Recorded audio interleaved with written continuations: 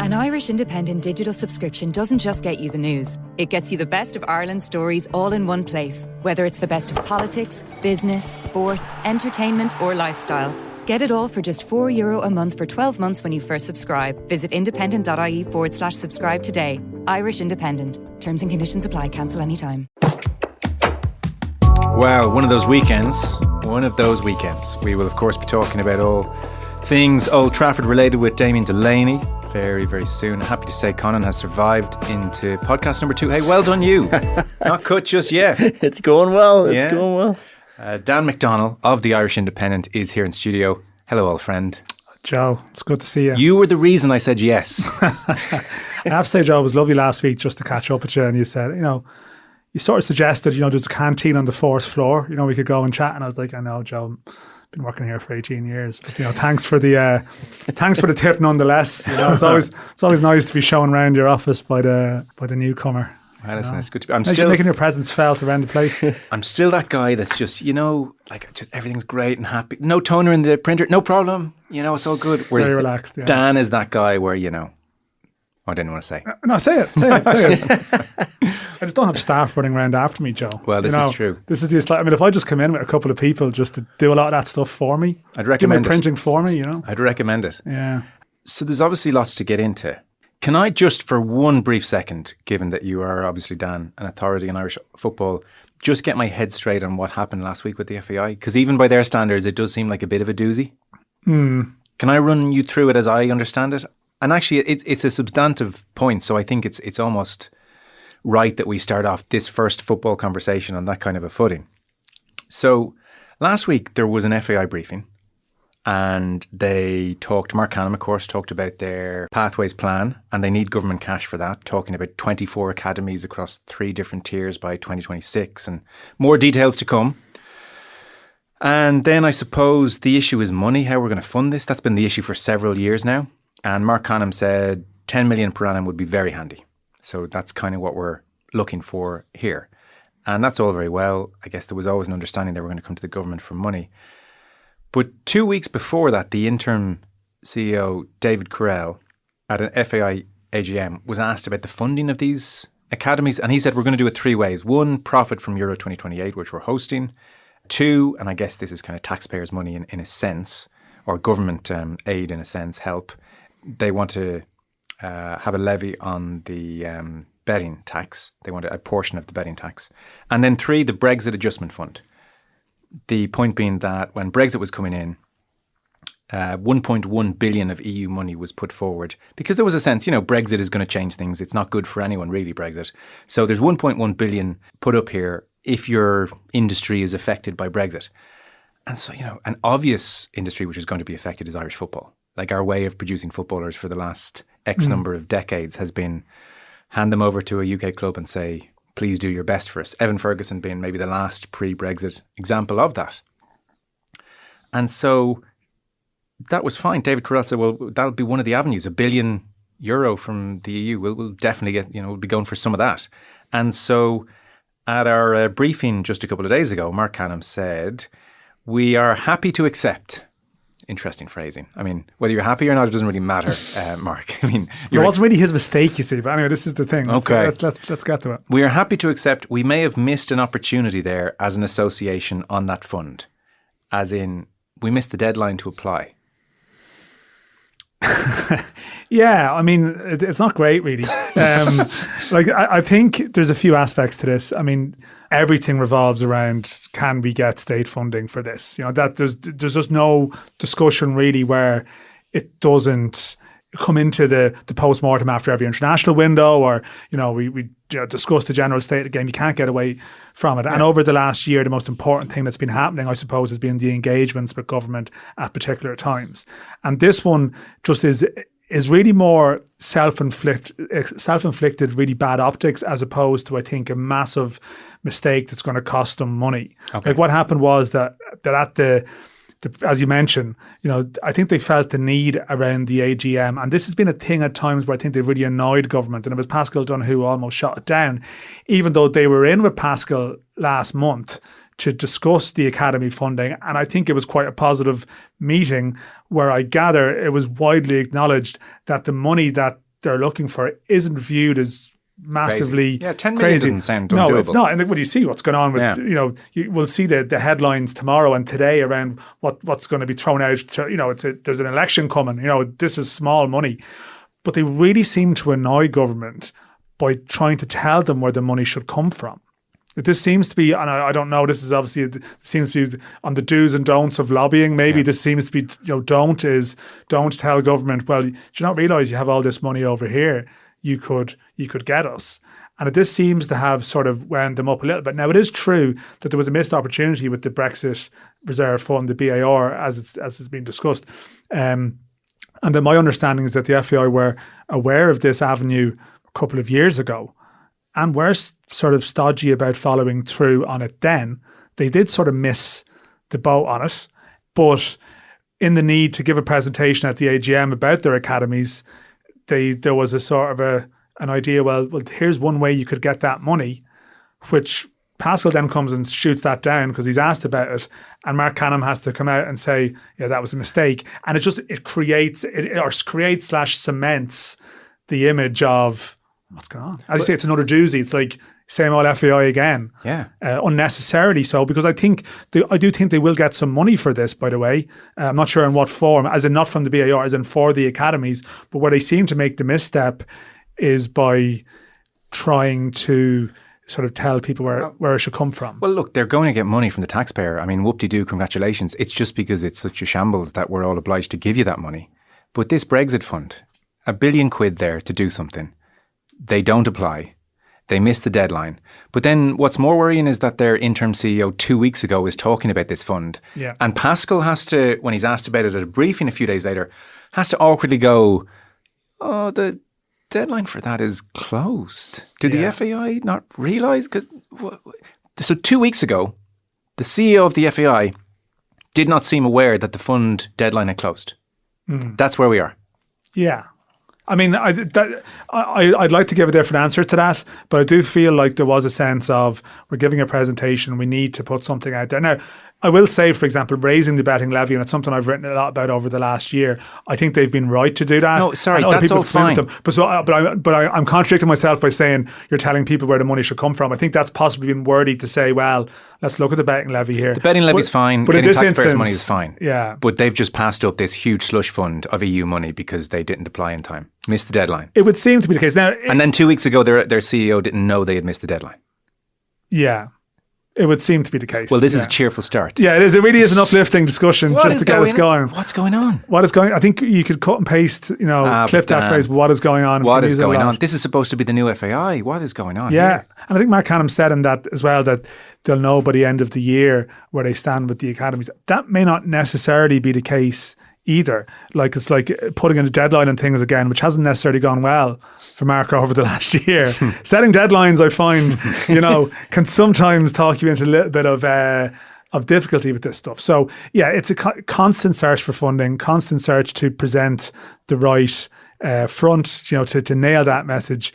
And I just think they sometimes just step on toes when they don't need to. And Pascal was happy enough to Step back, give them a kick back. Yeah. Look, that's fine. They're in a tete-a-tete with government. That's fine. They're stepping on toes. They have to push for the money. They're going to get the betting levy. This is separate. I'm just isolating a case in point. These people are full-time employees in an office every day, sitting around a table much like this saying, how do we make Irish football better? And they missed the deadline to apply for this open goal, no pun intended, slush fund of EU money. And 2 weeks ago, they didn't even realise they'd missed the deadline. Okay. Yeah. There you go. I mean, you've summarised it well, Joe. I've nothing more to add. I just wanted to make sure I hadn't misread it last week.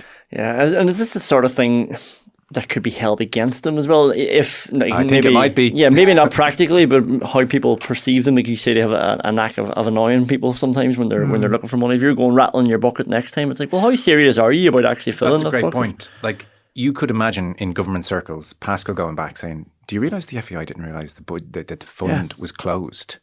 And then the next question is, do we trust these guys with X number of million over the years to come? Well, that is the recurring discussion around funding. And again, and it's what would wind me up, because the people who need the funding and, the good of the game it always seems to be the feeling that the FAI is getting in the way of that. Like, again, it's like the Jonathan Hill stuff last year with over, the holiday pay and all that stuff. It's like an issue that in the greater scheme of things, it was a serious issue, but in other ways trivial. But it almost helps to like perpetuate the message you can't give money to this, which like potentially kicks another generation further down the road. And here we are, why haven't we qualified for a tournament in X amount of years? And just this stuff needs to stop, but it doesn't stop. And I think, to be fair, the only thing I will say, I think there was a discussion around should they come out and say they got it wrong, and I guess they did. Maybe that alerted a lot of people to it. Happy to say it. Happy to say it. Get out in front of your mistakes at least. Don't need the Oireachtas committee hearing to bring them out to the fore. Just do them yourself. I've been sitting on that for several days. I actually feel lighter just having said it out loud. It's good, Joe. Over the years, that's not been the Manchester United way. And what's the change? What is going to be the change? And I do think the players, there needs to be a crisis meeting. For a single player in a match is 5 years. So you had that in your... No, I knew. Someone told me at half-time, but I weren't thinking about that. Are you thinking about it now? Maybe getting that record of 5 goals? Hopefully. I don't know. Salah to try and restore Liverpool's lead here, which he does. Well, after the setback comes the quick recovery from Liverpool, who found a firm foundation for victory again. Let's talk some Premier League then. So, the weekend that was Manchester City, Newcastle was the lunchtime Saturday game. It was 1-1. Like kind of a chess match quality to it. I know Damien has seen that game, so we'll get his thoughts on it. Arsenal 4, Leicester 2 then. They were 2-0 up. Leicester came back to 2-2. Corner number 17 of the day in the 94th minute got the job done for Arsenal, and they scored another in the 99th minute. So that was ultimately out of jail and happy for Arsenal. Liverpool away to Wolves. That was the Saturday evening game. It was a 2-1 win at Molineux. It was fine. Liverpool generally comfortable. Wolves fans very understanding of their not so easy fixture list at the start of the season. Chelsea was the Cole Palmer show. So good. 4 goals in the space of 20 minutes in the first half. They beat Brighton 4-2. I know Dan watched that game. Aston Villa missed the chance to go joint top with Liverpool. They drew with Ipswich. There are now real worries that Liam Delap is playing too well to declare for Ireland. I think he's in the England 21, so I think once he's turned 21 at the moment, he can't really declare for Ireland once so worse has happened. They're on about changing the rules again to put a year older. But anyway, yeah, let's. I don't think we should spend too much time thinking about that one at the moment. No. And then, of course, Old Trafford, scene of the crime. Manchester United 0, Spurs 3. Initial thoughts on what happened at Old Trafford? I mean, it's just incredible. I know you're going to get into it in more detail, but if you even look at the first 2 goals, I feel like only United would concede these goals. The first goal, United are they're counter-attacking and they concede a counter-attack goal. Like, how does that happen? Like, this Bruno Fernandes plays it long to Garnacho, pops it off to Rashford. United are on the break, and suddenly United concede a goal. They concede a counter-attack from a counter-attack. And obviously you could go through, pick who you're most angry at. Look at Rashford, look at the new signing, Ugart. You could look at Dalot just not trying a leg, trying to get back at the back post for Brendan Johnson. It's funny, the Dalot aspect of it has been largely missed. Yeah. But it is worth because the Van de Ven thing is so thrilling. Yeah. Well, it was thrilling / watching a schoolboy game where there's a kid there who's way too good. Yes. Just stepping forward from the back and strolling past everyone. That. There was that beautiful quality to that. Or someone turning up in your Astro game and is like, this is ridiculous. What the hell is this person doing here? Gliding past everyone. Yes. But that just should not happen at any point, but in particular, second minute of a game. No, it's true. So the Rashford thing was the Rashford thing for sure. And he just, even I was saying earlier in the panel, just from a PR point of view, he just needs to turn and run around and pretend to chase Van de Ven. He doesn't. I actually think De Ligt and Ugart are unaware how fast Van de Ven is. Because as soon as he intercepted the ball, I thought, he did this just a couple of weeks ago. He might do something a bit mad here. And I think there was a slow realisation on Ugarte and De Ligt's part. This guy is the fastest player in the Premier League. So they didn't get across quickly enough. But to your point about Johnson, Dalot was goal side of him, 10 yards goal side of him, and somehow ends up 10 yards behind him. And this is 3 minutes in. And it kind of just continued from there. It was an unbelievable level of dominance. to the point where around the half-hour mark when Rashford curled a ball into the far post and Garnacho hit the post, with a really good effort, there was actually that nagging sense, Spurs are so on top here and they're only 1-0 up. Could it be one of those days? That was actually the only worry from their point of view. And then it wasn't one of those days. Has Ten Hag entered game over, done here? Is this the slow death over the next couple of weeks? Is this it? I don't know. Yeah, it does seem to be that way. Like, it's hard to figure out like what stage of the cycle we're at, because I thought he reached that point in April, maybe at a point, had he? Like it does feel like we're back there now. You're always coming into an international break, 2 toughish games this week. Yes, it's always a good time to make the change. Although, I mean, reading some of the stuff today, and again, Ineos, do they want to do it now? Is Dan Ashworth known as someone who's trigger happy? That's not necessarily his reputation, but surely your patience has to be strained, and their international breaks can cause you a few issues. All right, they do, as a playing group, seem to enter this phase of putting in performances where you're just obliged to say, well, the manager's position is untenable, and it felt like one of those afternoons. Well, what I would say is, I mean, this is obviously the highest level of football. Like, there's no doubt, like, you could put that Manchester United team out against teams in sort of League One or lower European leagues and they'd kill them, right? But you generally would watch teams, like I watch a lot of football at lower levels of the game, and you can generally watch a team and you can see, okay, well, this is their plan to press, or this is their shape. And I appreciate things are happening quicker at the highest level of the game.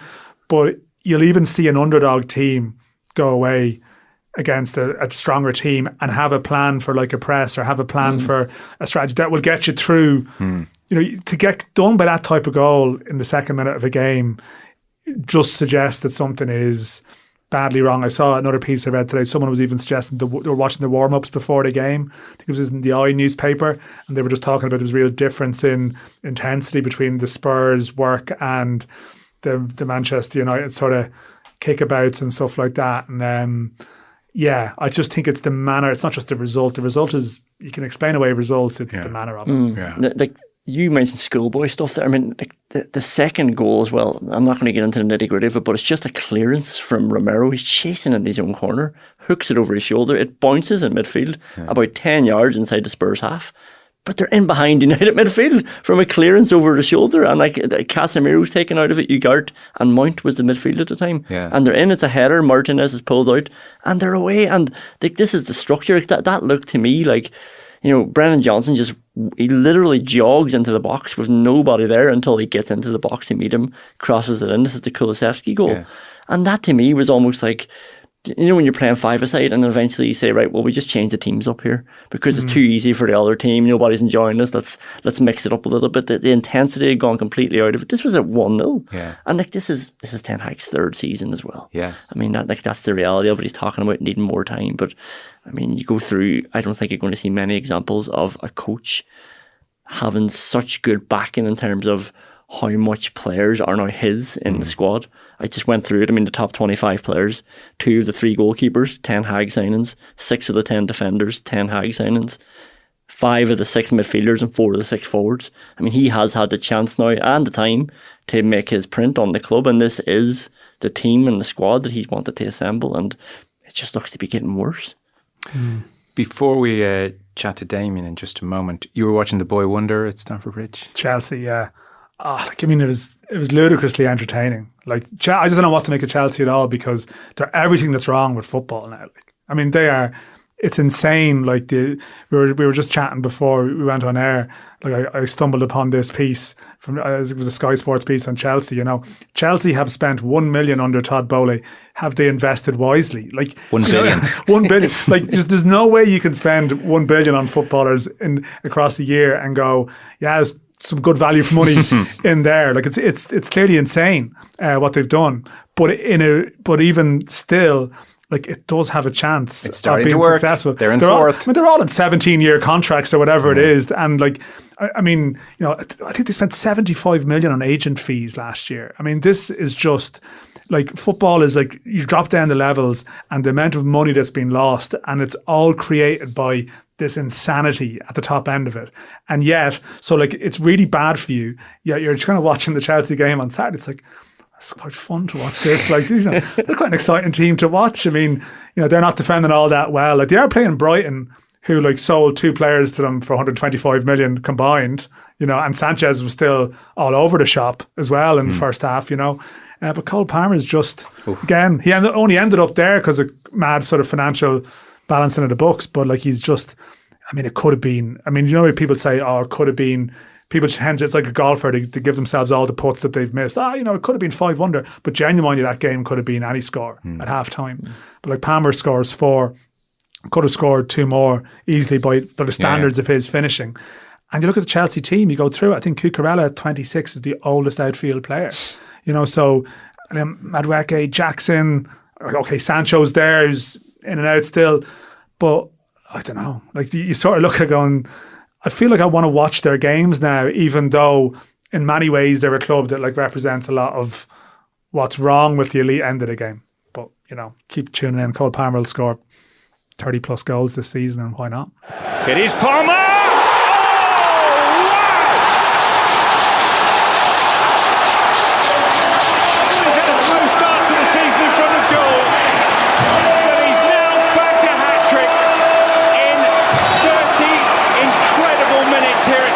Bridge.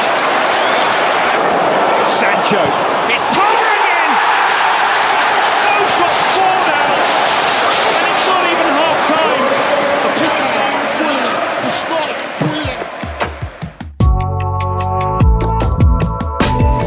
Well then, these are grim times around Old Trafford. Damien Delaney was watching like everybody else. Hello. Very nice to have you aboard. Right, Joe. Very nice to be here. I wish you all the best with your venture. I believe today is your first day, is that correct? Today is our first day. We appreciate you taking some time off the golf course. Much obliged. Nice to have you on board. Dan McDonnell is here as well. Hi, Dan. So, is this the new dream team, Dan and Joe?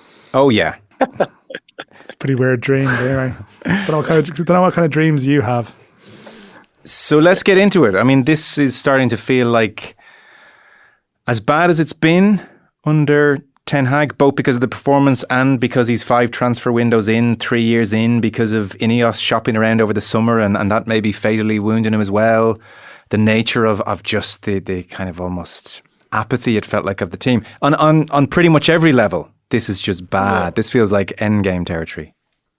Yeah, I agree with that there. I think Ten Hag's job is probably going to be up for vacancy pretty soon. He might cling on a little bit. But on a broader picture, looking at Manchester United, you're not surprised. Ineos only took over in the summer. And when Ineos took over in the summer, I remember speaking to various people and media and saying that like it's going to take them 6, I reckon, transfer windows, which is 3 years.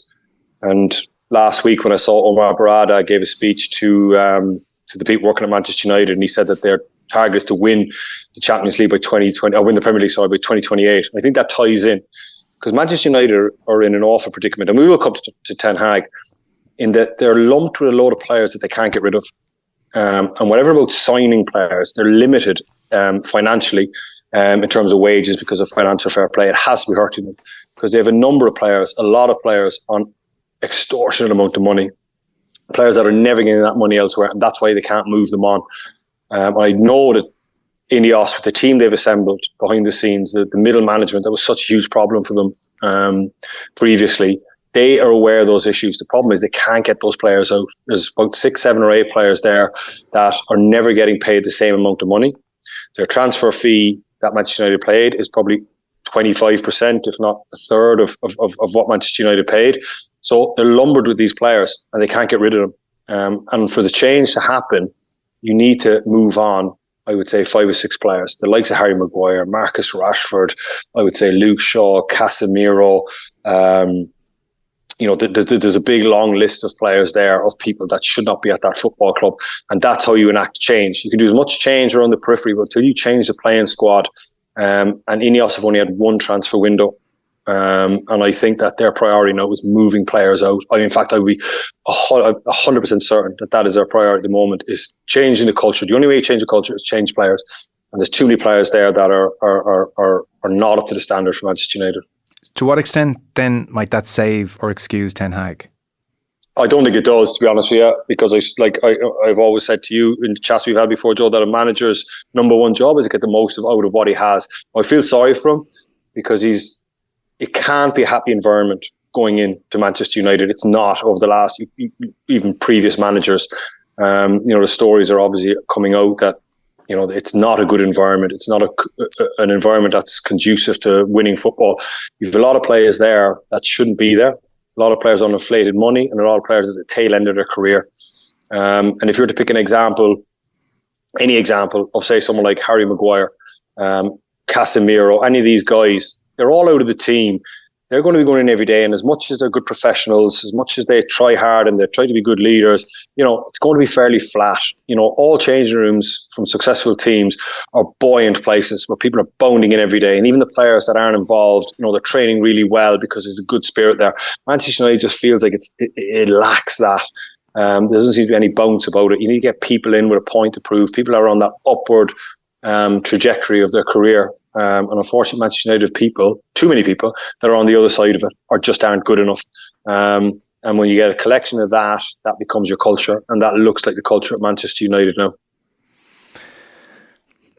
So the broader point is all important, that you've set out the Ineos situation and just how long this is going to take to unravel. Yeah. The specifics of the performance yesterday, as a former professional, you're watching fellow Premier League players going about their business. What jumped out to you about Manchester United yesterday? The same things that have always jumped out. They have no legs in their team. They can't run. They sign players who either can't run or won't run. And it doesn't matter which it is, ultimately, because the end result is the same. You have a team that doesn't run, and they can't. I mean, you look at the goal, the Van de Ven situation, Bruno Fernandes is doing his best to run back, can't get anywhere near him. Ugarte, now he's a signing from Ineos, and I've been really surprised at him, at his lack of mobility from what I've seen in him. He doesn't look like he can cover the ground. And when Mickey van de Ven, you can blame De Ligt, you can blame Dalot, you can blame Mazraoui, all the people you want for that. But as a defensive midfield player, as soon as Mickey van de Ven picks the ball up, it's his job to slide across down the line of where Mickey van de Ven is going, to fill the lane. Normally we call it a passing lane, but he's running with the ball. He needs to fill that lane.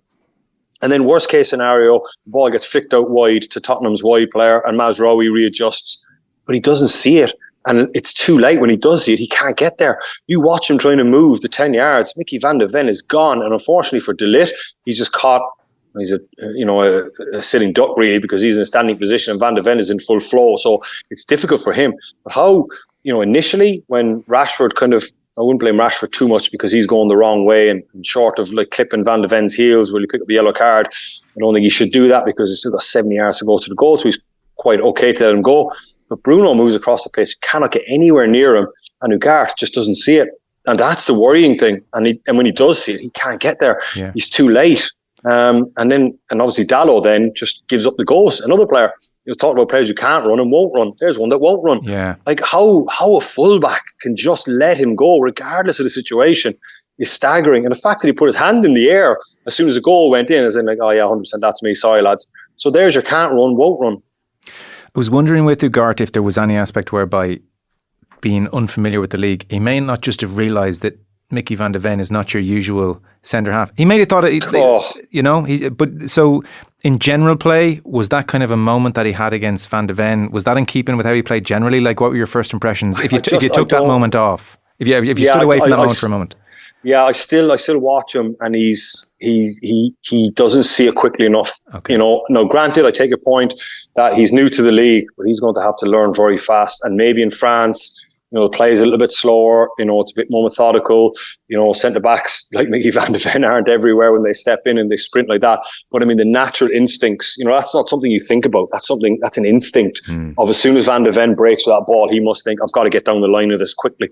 And you bust a gut to get down the line of it. And two things happen. Either he flicks it wide to the wide player or he flicks it back inside. And Man United are playing with two number 6s, so he flicks it inside Van de Ven. Kobe Mainoo should be there. And that's part of being a team, but he has to stop that run. He can't let him. And he looked shocked that, you know, and I think he knew as well. He was like, oh my God, I wasn't expecting that. Yeah. But I don't think he moves well. I don't think he's the elite, you know, athlete that Manchester United are looking at. Now, it's okay not being an athlete, but your reading of the game has to be incredible. Like, you know what I mean? You have to sense those situations and slide across. He doesn't look like he is either, just based on that situation and what I've seen in him. Now, I don't want to castigate him because it's very early in his career. I mean, he's only just signed for the club. But I mean, that is, I mean, if you had a book on how to play number 6, I mean, that's in the intro. Like, that's the first thing, you know, and he missed it. So that would be concerning. I don't know to what extent, say, take that moment. Is Ten Hag entitled to say as manager, oh, come on, like that, just sort that out yourselves. That's not up to me. Maybe he is, maybe he isn't. Just in general play, like, it's hard not to be influenced by the commentary when you're watching a game. So, for instance, Gary Neville, like, you know, routinely is saying, I can't even work out what the trigger for the press is with this bunch. Like, it's just all ad hoc. There's no plan. Yeah. It's just, was that jumping out to you? Because that feels massively on Ten Hag. Yeah, and I just think that goes back to the point of view of you've players who don't run or can't run. And if you're trying to put together a coherent press, you need like the liveliest bunch of players. Like, you remember Liverpool in their prime, the energy, the drive, the hunger that they played with. You know, even this year covering the Champions League, teams like Red Bull Salzburg, you know, when under Pep Linders, like, you look at them in the games that we've covered, like, it's incredible, the athleticism of these players, 21, 22 years of age, and they're okay to make a mistake, but it's a positive mistake. So they'll overpress and they'll get played round, but they bust a gut to get back in. But Manchester United, I reckon if you're doing a session on a Thursday morning and you're asking Marcus Rashford to press, or you're asking Garnacho to press, or if you're asking Bruno to press, like, it's kind of like, yeah, I'll do it, but it's half a yard short at best, or they don't even do it. It's not coherent. It's very hard for a coach if you've got players that don't want to do it. It's like race horses. You know, they're bred for a certain distance. They're bred for a certain purpose. And some players, that's why when Liverpool and all these teams, they won't sign players like Garnacho, no matter how good they are, because they don't fit into what they're trying to do in terms of press. Now, I know that's a strange example, but like, you sign players that fit your ethos. It's like the Ralph Rangnick open heart surgery comment. The first thing you have to do is figure out, how do we want to play? The owners have to sit down. What do we want to be known for? What are our values that we're putting on show every day? And then we go and we sign players that will give us exactly what we want. And that's what he was talking about when he made that speech or that press conference. But unfortunately, Manchester United, they've got some decent players, yeah. But like, I mean, they're just all individuals. Starting with Bruno. I mean, I couldn't play with him. I mean, he is just as off the cuff as off. I mean, you've no idea what the man is going to do. I don't think he does. And that's why I think he thrived under Solskjaer.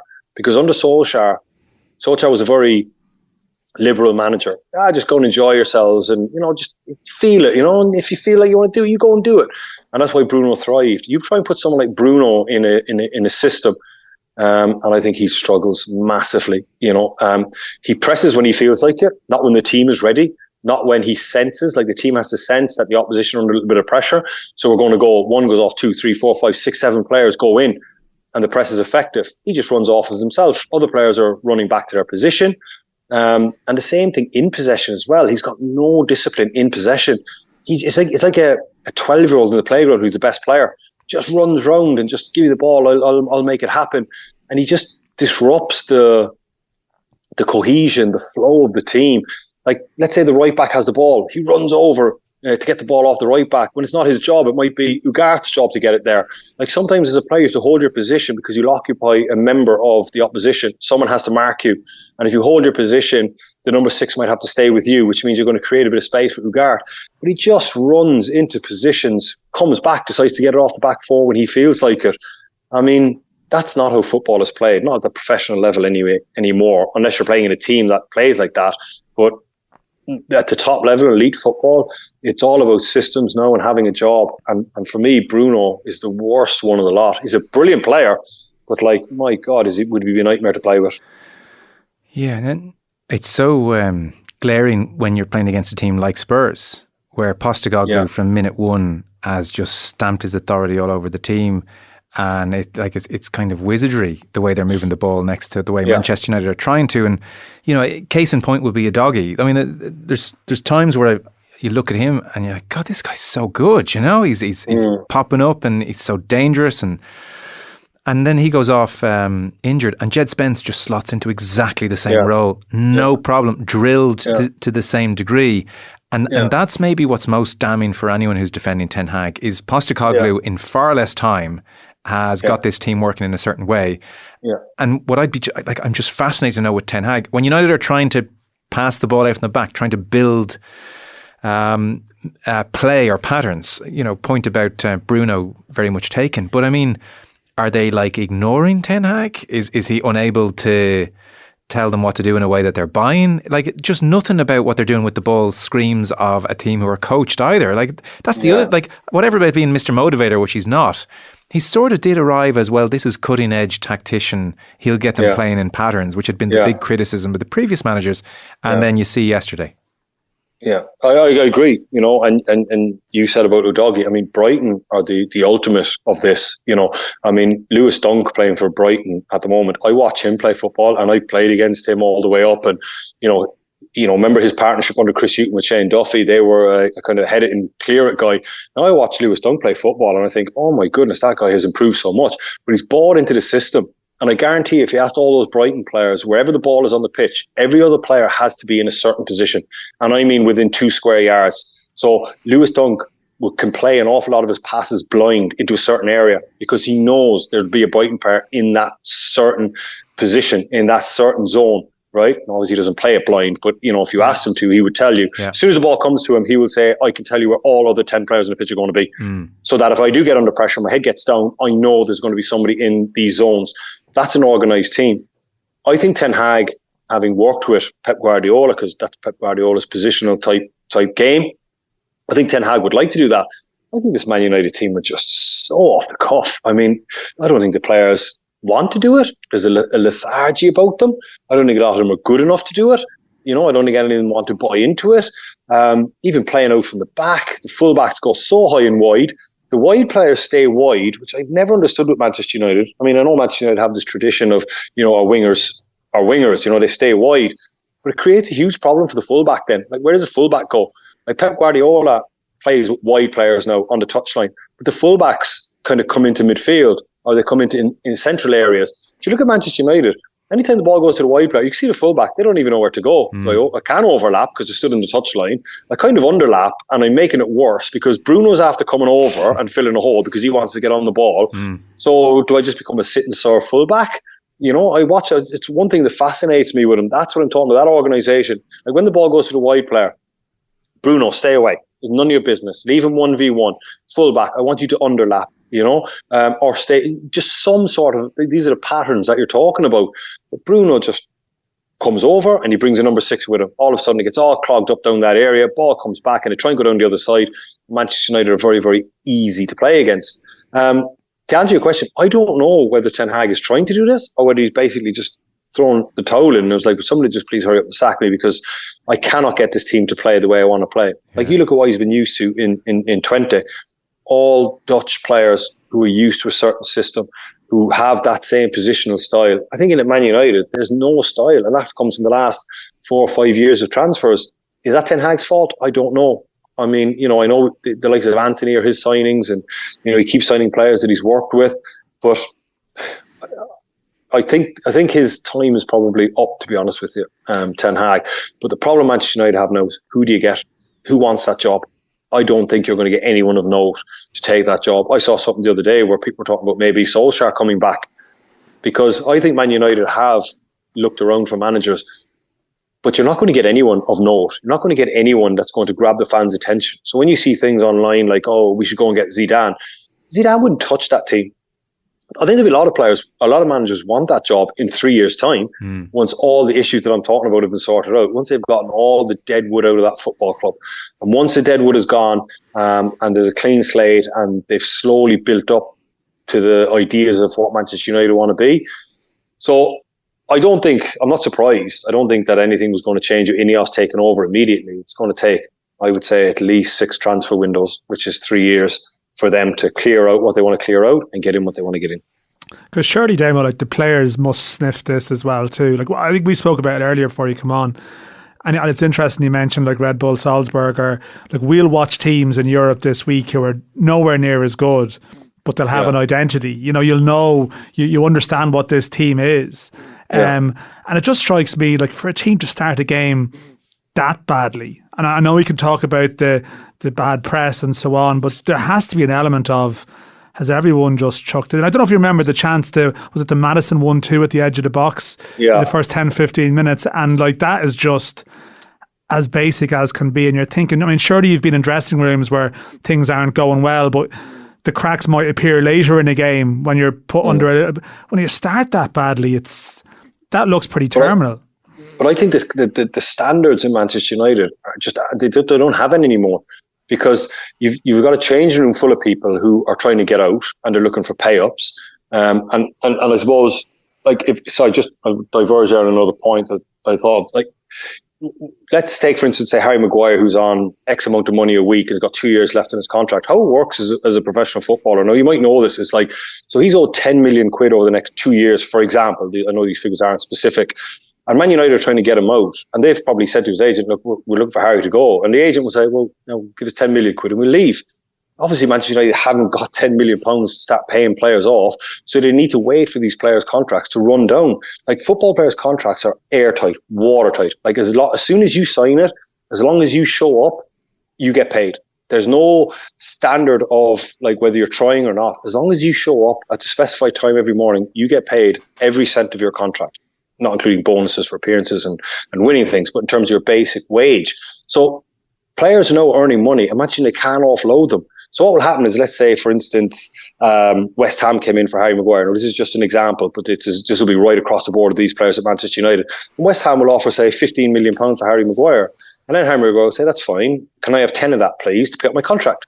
And the club will go, well, no, because we're only getting $5 million for you then.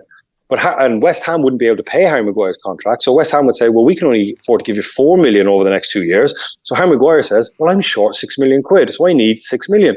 So Manchester United go, well, we can't just cut you a check. So that's why they're caught in this predicament. At the same point, I mean, what happens in a lot of football clubs is players like that will get banished to the reserves or the youth team, or they'll create a separate environment to get these players out. But Manchester United can't do that, because then their actual value just plummets, because now you've got a player on X amount of money a week sitting in the reserves.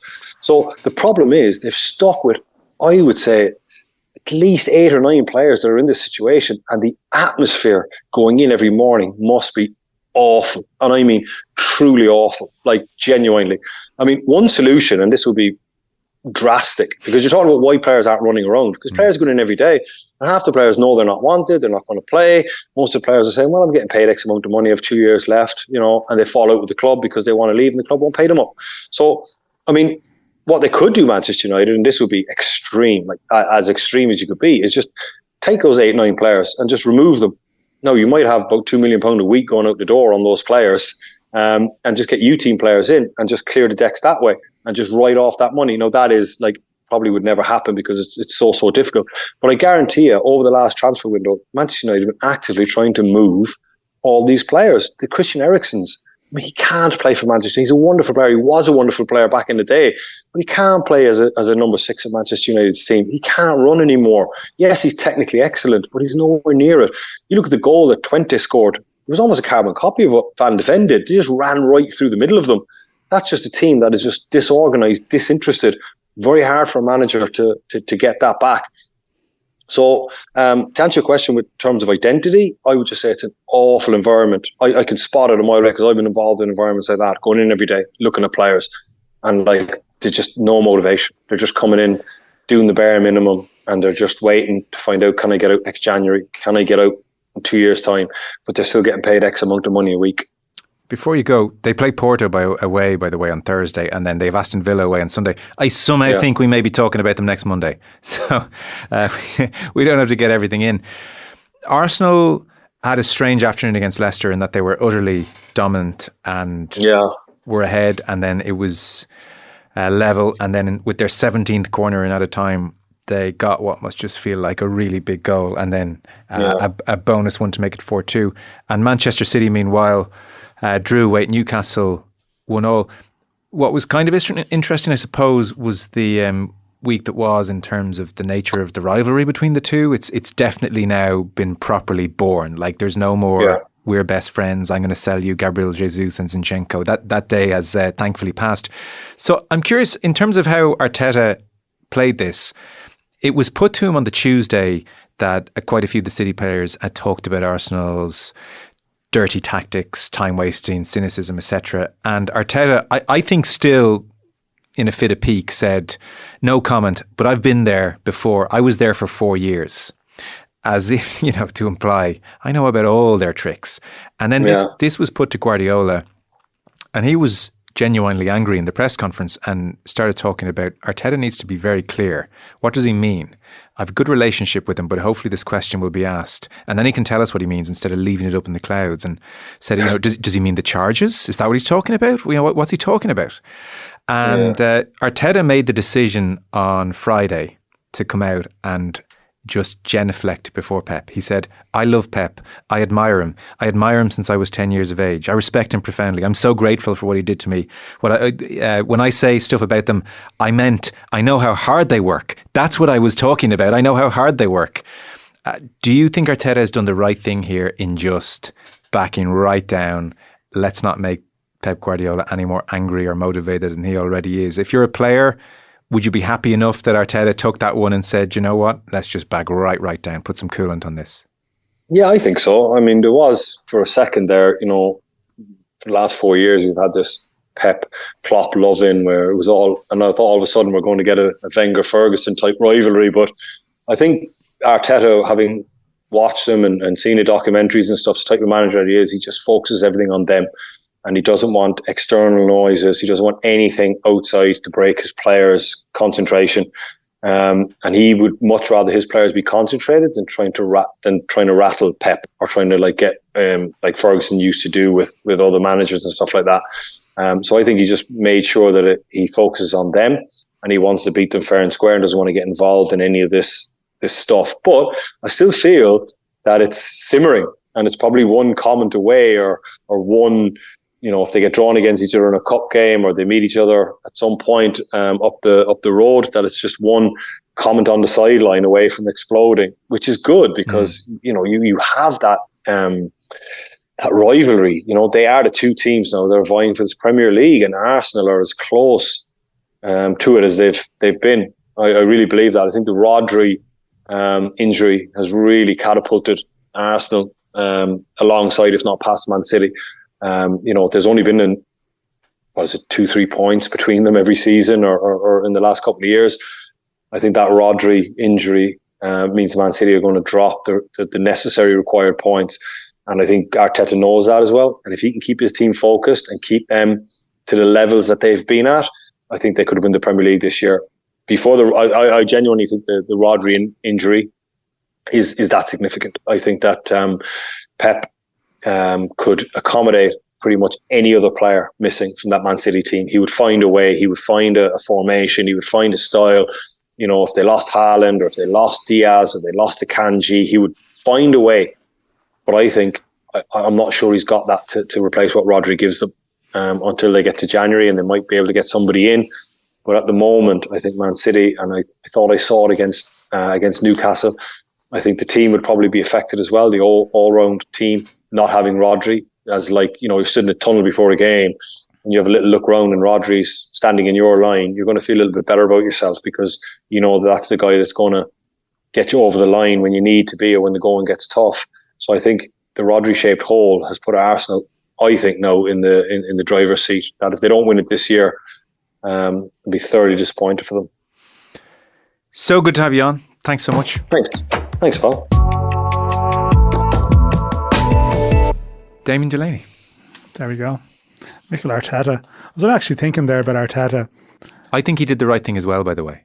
You think, yeah? Absolutely. Manchester City are more than rattled by this situation. Arsenal are in their thoughts. I don't think turning this into a complete war at this stage of the season is good for Arsenal. They have plenty of motivation. They'll have plenty of adrenaline. This is new, uncharted territory for them. The last thing you want is City with their backup, I would think. So you know, I suspect when he did it initially, it was just anger, like frustration. He was still caught up in it even by Tuesday. But I think somewhere between Tuesday, seeing Pet's reaction, and Friday, he realised there's no winning that fight. Let's not make that a fight. Yeah, no, he seems to be sort of getting a lot of people's back up about Arteta as well too. I always remember, like, because when they played Dundalk in the Europa League group stages 4 years ago, remember I asked him, I did an Arteta press conference from my living room, because this was all lockdown sort of closed doors days, asking Arteta some question about the Dundalk manager at the time. It was that Italian Filippo. So has Mikel Arteta seen your living room? Were you visible? I was, yeah. Pretty much. Okay. Sorry, continue. Very obliging. Yeah, so good. Obviously on the basis of that interaction, I'm going to refer to him as my pal. Yeah. You know, he's a great bloke, you know. But it was more, I actually think back to that time now more, he was meant to be done around that time. Yes, yeah. That was the whole, like, here he is in the Europa League, and actually weirdly, like, these are all big games for him, because he's sort of one more embarrassment here away from, like, potentially being gone, which is because I think that would have been just the winter after they'd won that cup final, the with the sort of refix season and so on. So yeah, like, you kind of remember how undermined he was by everything, and it's actually a great triumph that he's got round to where he is now. That we're talking about getting under the skin of Pep and Haaland reacting to him, and it's like he's relevant, even if some people don't like him. You know, even if you see Roy Keane and people are sort of wound up in some ways by him, that's almost a victory in itself that he's in that upper elite bracket now. It's a remarkable turnaround. This next part will date, so we won't labour the point. A few things going on here at home this week. Rovers in Europe will come to later in the week, but on Friday, you're reading what's going on here. Shelbourne are action again this evening against Pats. So things will change dramatically over the next 24 hours. But Shelbourne are on 54 points, Derry on 50, and then Rovers game extra played 5 points off. So it's 4 points between Shelbourne and Derry. And so on Friday, on the face of it, if you had said in the morning to Shelbourne, you're going to drop 2 points against Sligo, they would have seen it as dropping 2 points against Sligo in the context of league title race. But then Derry, away from home, lose to Drogheda, and then Shamrock Rovers against Pats, the two in-form sides in the league. But there's a kind of sense Rovers starting to really get a sniff of maybe a late surge here, and it's showtime and let's go. And suddenly it's Stephen Kenny in a post-match interview beaming at a 3-0 win against Rovers. So that's Rovers gone, you would think, realistically. No, I don't think so. Of course you can't. This is the best, worst title race ever. Like, yes, I mean, is this a vintage title race, or you know? It's vintage because it's not boring. But, Okay. but like, you know, there's a massive thing around it. It's like, is this good? I'm not sure. Is this a good thing? Like, I mean, Galway, by the way, Galway United are only 5 points off the pace as well, Okay. and they're newly promoted. So, like, literally every team. I know I mentioned this earlier. This analogy about, you know, the golfer will always tell you they should have got the putts or whatever. Every team, I think probably 6 teams are going to at the end of the season go. Sit back at the end of the year and go, do you know, if things have been different, you know, we could have won that league. Let's spend more next year, and maybe we will. And this will have a disastrous offshoot. But like, I appreciate, a lot of people may listen to this after the Shells Pats game potentially. But going into that, Shells are top and have won 1-8 in the league, and Derry are second and have won 1-7. Yes. And this explains where you are. Like Derry, I was in the game in Drogheda, really poor. I mean, Drogheda doing very well, second from bottom, but still, Derry this season have taken 19 points from 16 away games, and they could still win it.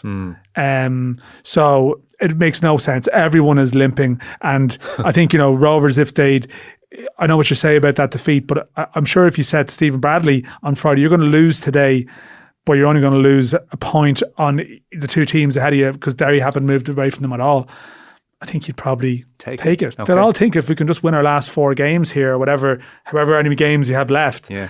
But yeah, I mean, generally it could be mid-70 points to win the league, you know, and at times there'll be massive gaps. I mean, some years there's been like, 20 plus gap between first and fourth. Say you go back to 2016, it'd be something like that. Now you have 12 points between first and seventh, I think. And if you think going into the game tonight, and I appreciate I'm doing that, if this had happened and that had happened, but like Shells are on 54 and Pats, there was a game earlier in the season where Pats, Stephen Kenny's first game against Damien Duff, which was a great event, Shells got a 95th minute winner in a game that Pats could have won. If that game had flipped in the other direction, you'd have 7 points between like 6 teams now. I mean, It's extraordinary. But it's been great from the point of view of for so people are really into it, that the Friday night, I was in Drogheda, but like the updates, there's like 4 games and you're like, what's happening here? Or there's 1 game on the screen and you're trying to watch LOI TV and see what's going on. And so you're going to have these great Friday nights coming in the running, which is going to be great. But obviously you step back from it and go, that's sort of, go back, let's go full circle to the start of the show and the FEI, and it's like, what's the level of what we're watching here? Shouldn't this be better? But it's also great drama and theatre, like, even if it's sort of a slow bicycle race as opposed to like a sprint to the finish. I was going to say a bad egg and spoon race, but I mean, we can take whatever we want, you know, and I appreciate one big win for, you know, a team at the top can change it, but look, people have complained that it's been like Rovers have won a couple of years in a row and there's been no intrigue at all. Sure. At least you're going to get a run in this year and people can hopefully engage with that. Let's talk about it more later this week. Rovers in action on Thursday in Europe as well. Apoel Nicosia, yeah. I will say about that game, it's one of those things that Damo was on about player contracts and how it works. I think, you know, Jack Byrne in that game, I think he's been making the quip, it might be the first game in history where someone's still being paid by the other club they're playing against in Europe. I mean, he had a what Damo said there completely resonates. I'm not 100% sure if Jack is still, but he certainly was being paid by Apoel Nicosia for a good time after that. That's well known. That's not breaching something. That's how it works. I was thinking of Leeds United back in the day where they had all their players. So I think the joke has been made, you know, it's the first game where someone's been paid by both sides, you know. Are Leeds still playing? I'm sure someone's still on the books there, yeah. We got to go. Thank you so much for coming in today.